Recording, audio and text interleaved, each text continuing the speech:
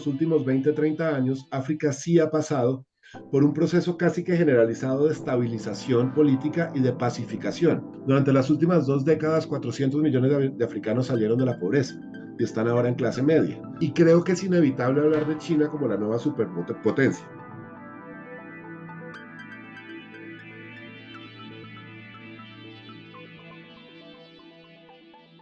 ¿Qué tal? Gracias por acompañarnos nuevamente. Me encuentro con el doctor en Relaciones Internacionales y Geografía por la Universidad de Ciudad del Cabo, Sudáfrica, y actualmente profesor investigador de la Universidad Externado de Colombia, Jerónimo Delgado Caicedo, fundador de la Red de Africanistas de América Latina. Bienvenido, doctor. Muchas gracias por su tiempo. Muchas gracias por la invitación.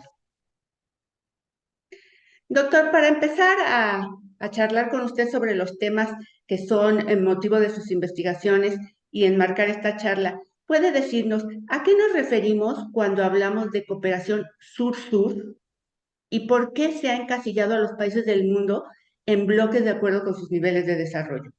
¿Esto tiene aún sentido? A ver, la clasificación de los países del mundo en torno al desarrollo es algo que viene desde la Guerra Fría. Acordémonos de los conceptos de primer mundo para hablar de Europa Occidental y Estados Unidos, segundo mundo para hablar del mundo comunista y el tercer mundo como ese montón de países que sobrábamos dentro de esta división del mundo.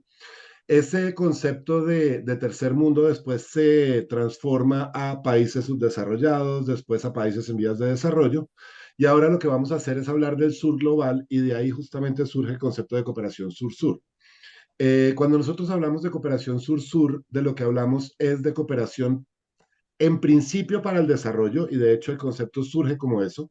En principio se llamaba CTPD, Cooperación Técnica entre Países en Desarrollo, y ahora se abre un poco más el abanico para hablar de todas estas iniciativas de cooperación, en algunos casos para el desarrollo, que lo que pretenden es compartir buenas prácticas y generar conocimientos a partir de problemas similares, de vulnerabilidades, retos y dependencias similares, no solamente frente al desarrollo, sino frente al sistema internacional, y que nos habla de un sur global o de un antiguo mundo en desarrollo que está empezando a solucionar estos problemas y que ya no depende únicamente del norte para solucionarlos, sino que hay iniciativas propias que están apuntándole a esas vulnerabilidades, retos y dependencias y a la solución de problemas específicos de estos países de Asia, África y América Latina principalmente. Los países en vías de desarrollo se concentran mayoritariamente, como ya se mencionó, en América Latina y África.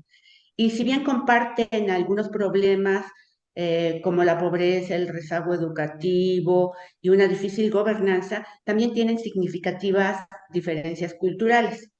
¿Cuáles son entonces los obstáculos que enfrenta la cooperación sur-sur entre este tipo de países tan parecidos en algunas cosas y tan dispares en otros? ¿Y qué acciones se pueden impulsar de manera conjunta para su desarrollo? Mira, Mónica, yo creo que hay dos cosas que deberíamos tener en cuenta. La primera es que efectivamente cuando hablamos del sur global no estamos hablando de un grupo de países homogéneos. Estamos hablando de países extremadamente diversos en tres, cuatro continentes diferentes, con antecedentes diferentes, historias diferentes, idiomas diferentes, problemáticas diferentes. Pero aún así podemos hablar de unas vulnerabilidades, retos y dependencias similares. En ese orden de ideas, Brasil y Haití, que los dos hacen parte del sur global, tienen unas vulnerabilidades, retos y dependencias similares en diferentes niveles y en diferentes aspectos, ¿vale? En ese orden de ideas, eso me lleva al segundo punto y es esta recurrir a los países del sur global para esta solución de problemas nos permite entender que dentro del sur global y dentro de esos diferentes niveles de desarrollo, vamos a tener países que ya empezaron el proceso de solución de esos problemas y otros que no. Entonces, incluso dentro del sur global vamos a tener diferentes niveles y son justamente esos países que empezaron ya a solucionar los problemas los que nos van a servir de referencia. Y aquí estoy hablando de esta categoría que podríamos entender como potencias emergentes del sur global. China, India, Turquía, Sudáfrica, Brasil, Indonesia, México, Argentina, Colombia, que son países que, si bien tienen un montón de problemas, han solucionado otro montón de problemas. Y en ese orden de ideas, las soluciones son mucho más uno podría argumentar que las soluciones son mucho más útiles porque las realidades son mucho más similares, muy a pesar de las diferencias.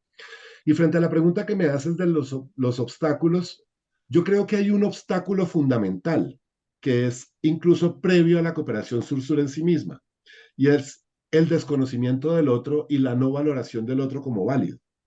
Yo no sé cómo funciona en México, pero cuando nosotros en Colombia hablamos de África, automáticamente a la cabeza se nos viene pobreza, subdesarrollo, crisis políticas, golpes de Estado, etcétera, y eso nos impide ver al otro como un punto de vista, como un punto de referencia válido.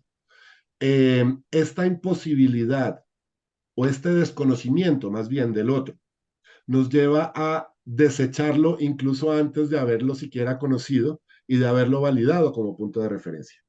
Entonces, en mi concepto, este desconocimiento no nos permite empezar el proceso de conocimiento que nos permite relacionarnos con el otro para mirar qué puedo ofrecerle yo a él y qué puede él ofrecerme a mí. Te doy un ejemplo.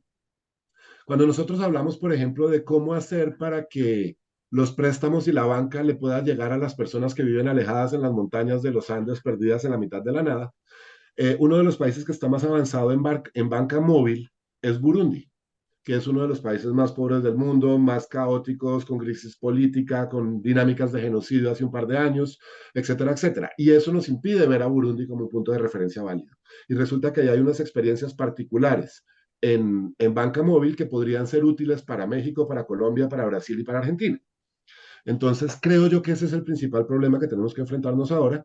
Y justamente este tipo de espacios lo que nos permiten es abrir un poco los ojos para darnos cuenta que por más de que el otro sea pobre, haya tenido conflictos armados, haya tenido golpes de Estado, etcétera, etcétera, aún ahí hay experiencias que vale la pena mirar. Justamente ahora que habla de África y de Burundi como un ejemplo, quería yo comentar que muy seguramente por la distancia geográfica y como usted decía, por el desconocimiento, a África se le mira como un continente quizá muy rico en recursos naturales, pero con gravísimos rezagos sociales. Usted que estudió en ese continente, que estudió en Sudáfrica y que ha mantenido una mirada académica, científica sobre el mismo, ¿cuáles son las potencialidades de África en su totalidad? Pues esto es como continente. ¿Qué más podemos o debemos mirar y reconocer en África?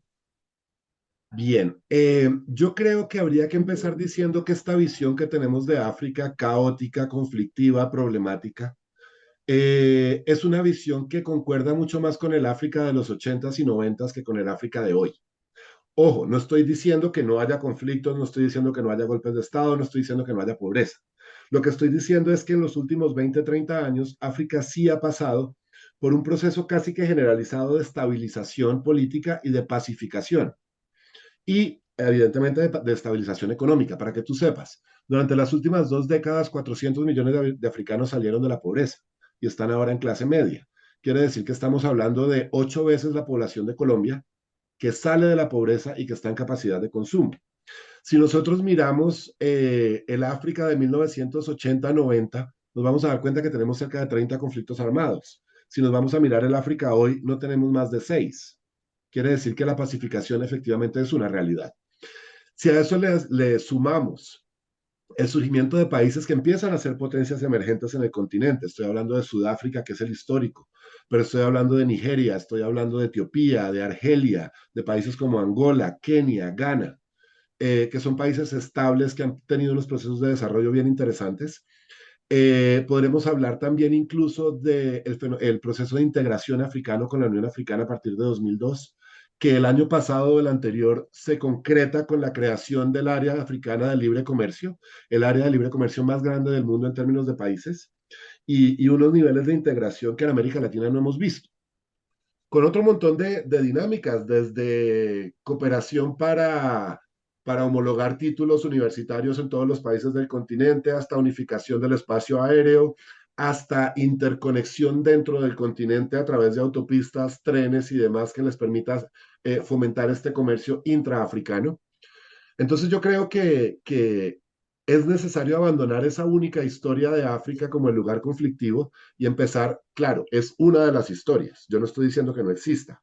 Estoy diciendo que hay otro montón de historias que nunca hemos mirado y que justamente en ese otro montón de historias es donde está este valor agregado que tiene África para nosotros y que nos va a servir para un montón de proyectos de cooperación que van desde cómo generar ingresos a partir de parques naturales, con todo su conocimiento de safaris, por ejemplo, hasta cómo construir un metro en ciudades con presupuesto limitado como Addis Abeba en Etiopía o Argel en Argelia, hasta procesos de pacificación que para países que acaban de pasar por conflicto armado como Haití o Colombia es fundamental.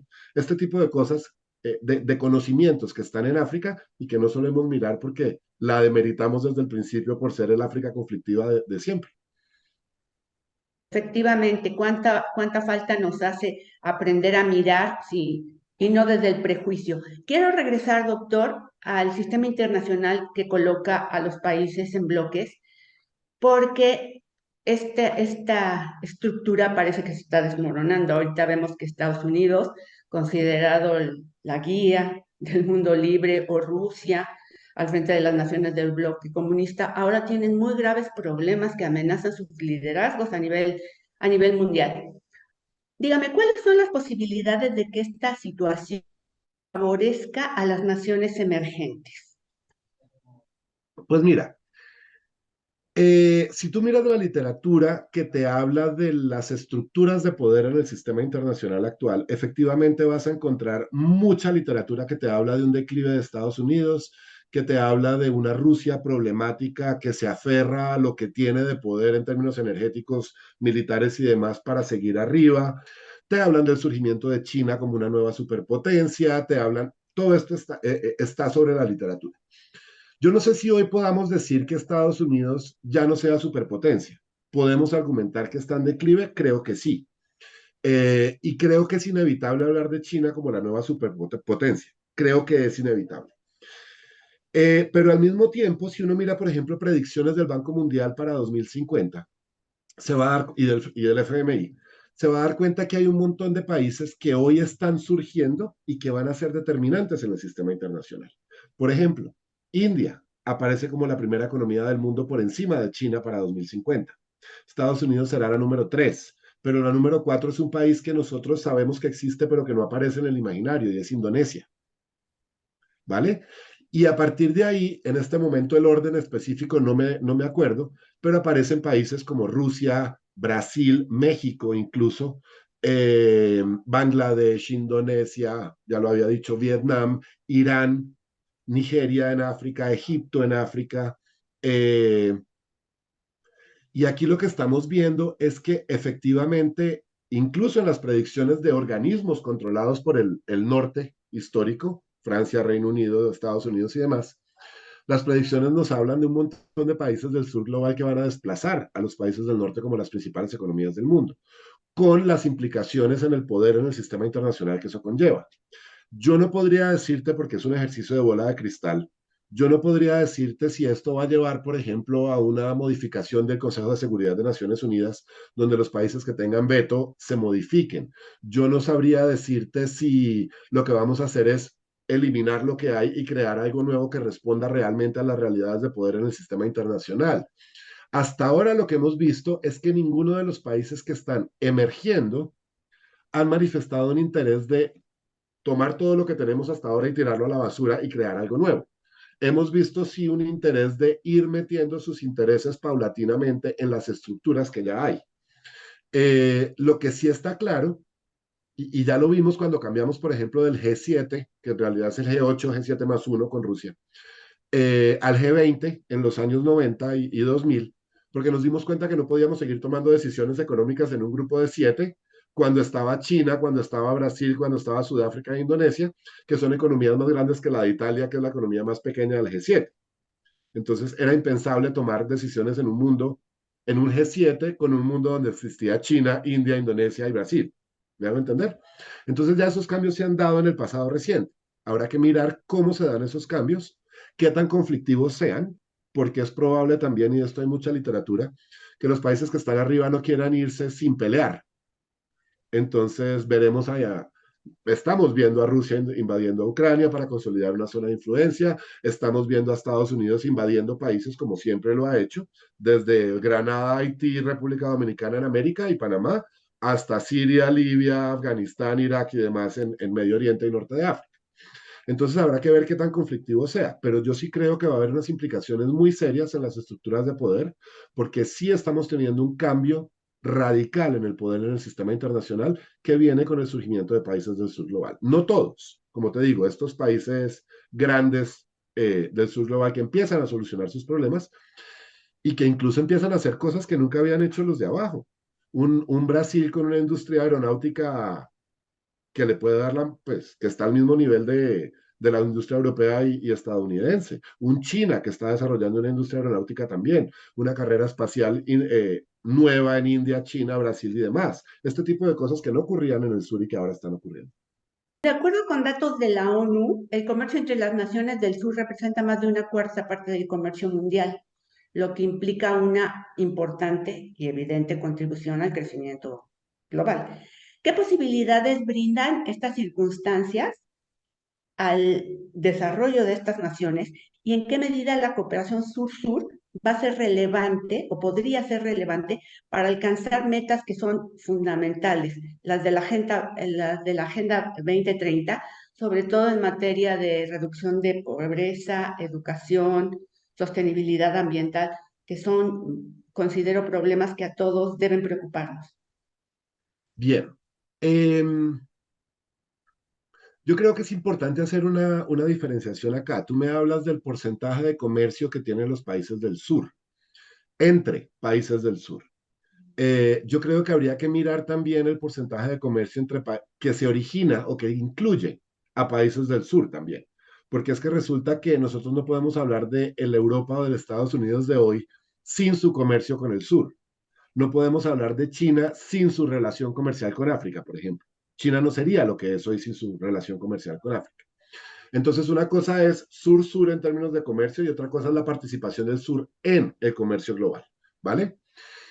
Eso habría que diferenciarlo. Y habría que diferenciar también las cifras. Tú me hablas de crecimiento económico y de desarrollo. Si nosotros miramos las cifras de crecimiento del PIB de los países del planeta entero durante los últimos 15 años, te vas a dar cuenta que los países desarrollados del norte te aparecen generalmente, con alguno colado por ahí antes, generalmente entre el puesto 70 y el 90. Quiere decir que tenemos 70 países que están creciendo mucho más que las economías desarrolladas del norte. Y estos países no son los países que nosotros estamos pensando, es decir, no es Brasil, no es México, es Djibouti, es Guinea, es Turkmenistán, es Malasia, es Paraguay, en fin, todos esos países pequeñitos que si tú miras están creciendo a tasas del 7, 8 y 9% anual desde hace 20 años. Y la tendencia se da, claro, con un paréntesis particular en la pandemia. Y claro, hay que mirarlo con criterio y con lupa y con escepticismo, porque un crecimiento del 2% de Estados Unidos nunca se va a poder comparar con un crecimiento del 8% de Etiopía, ¿vale? Pero cuando tú tienes un crecimiento del 8% durante 20 años, ya tienes ahí una tendencia que te tiene que llamar la atención, ¿vale? Y a eso es a lo que me refiero. Quiere decir entonces que estamos hablando de un montón de países que históricamente no habían contribuido con el crecimiento de la economía global y que ahora lo están haciendo y lo están haciendo de forma sostenida. Y creo que esto es importante. Ahora, en términos de cooperación sur-sur, la cooperación sur-sur está destinada a solucionar, como te dije, tres cosas: vulnerabilidad, retos y dependencias. Y esas vulnerabilidades, retos y dependencias efectivamente tienen una relación directa con la Agenda 2030 y efectivamente tienen una relación directa con los objetivos de desarrollo sostenible. ¿Esto qué quiere decir? Quiere decir que cada vez más la cooperación sur-sur va a estar destinada a solucionar esas vulnerabilidades, retos y dependencias asociadas con estos objetivos de desarrollo que tenemos a nivel global. Entonces tú puedes mirar dinámicas de cooperación para generar capacidad en salud en el país X porque el país Y ya la tiene y lo que hacemos es transferir conocimiento. Tú puedes mirar cooperación sur-sur para generar educación. Puedes mirar cooperación sur-sur porque resulta que en el país X se inventaron una forma de descontaminar los mares y esto lo podemos llevar a otros lugares. Ahora, ahí hay un problema complicado y es que como la cooperación sur-sur históricamente no incluye dinero, es decir, incluye pasajes para poder ir de un lugar al otro, un par de hoteles, este tipo de cosas, pero no incluye transferencias masivas de dinero como sí incluye la cooperación norte-sur. En muchos casos no es tan interesante para líderes en el sur porque no existe la posibilidad de robarse la plata, y digámoslo de frente. Eh, y lo otro que hay que decir es que cuando yo hablo de cooperación sur-sur y la defiendo porque creo que es fundamental aprender de las experiencias del otro, nunca estoy diciendo que se tenga que reemplazar la cooperación norte-sur por la cooperación sur-sur. Lo que estoy diciendo es que la cooperación norte-sur sirve para unas cosas y la sur-sur sirve para otras. Lo que sí es cierto es que muy a pesar de que esta cooperación sur-sur genere conocimiento y capacidades por encima de flujos de dinero, también es cierto que cada vez más los países están dispuestos a meterse en dinámicas de cooperación sur-sur. Esos proyectos de cooperación sur-sur tienen unas consecuencias que son interesantísimas a veces. Cuando Sudáfrica iba a hacer el Mundial de Fútbol en, 1900, en 2010, perdón, uno de sus problemas era cómo llevar a los aficionados de un lugar al otro y de del aeropuerto al estadio y demás. Y se dio cuenta que en un país perdido en los Andes con el que nunca habían tenido contacto, que es Colombia, había un sistema de buses que estaba funcionando bastante bien, que era barato y que podían aprender de él. Sudáfrica viene alrededor de 2004-2005. Colombia le transfiere todo el conocimiento del sistema de buses de Bogotá y ellos lo construyen no solo para Johannesburgo, sino para Pretoria, Ciudad del Cabo, Durban, etc. Ese primer contacto hace que dos países que nunca habían hablado y que no sabían de la existencia del otro se conozcan. Y a partir de ahí, Sudáfrica se convierte en el principal inversor extranjero en Colombia durante 3 años seguidos. Y a partir de ahí surgen otro montón de cosas que no tienen que ver con cooperación, pero que se derivan de ese conocimiento inicial por la cooperación. Pues muy interesante todo lo que nos ha compartido. Creo que es momento de que aquella frase de una canción, El Sur también existe, deje de serlo para convertirse en una realidad provechosa para toda la región y para todo el mundo. Tendríamos muchas cosas más que hablar. Espero que tengamos oportunidad de encontrarnos nuevamente. Y ahora, solo para despedirnos, le agradecería comparta con el auditorio qué libro está leyendo. Eh, me haces quedar mal porque estoy leyendo uno que no es muy académico. Es la historia de un sudafricano que recorre África en bicicleta y empieza a contar todas sus historias con grupos armados, con enfermedades, con un montón de cosas. Eh, no va a cambiar el mundo, pero está interesante en términos de conocer África desde el terreno. Como todo en la vida, no todo es academia, también Es hay verdad. momentos de solas y esparcimiento y le agradecemos su recomendación del libro y nuevamente el habernos acompañado. Vale, muchísimas gracias por la invitación. A todos ustedes nos veremos pronto. Déjanos tus comentarios y si te gustó, dale like.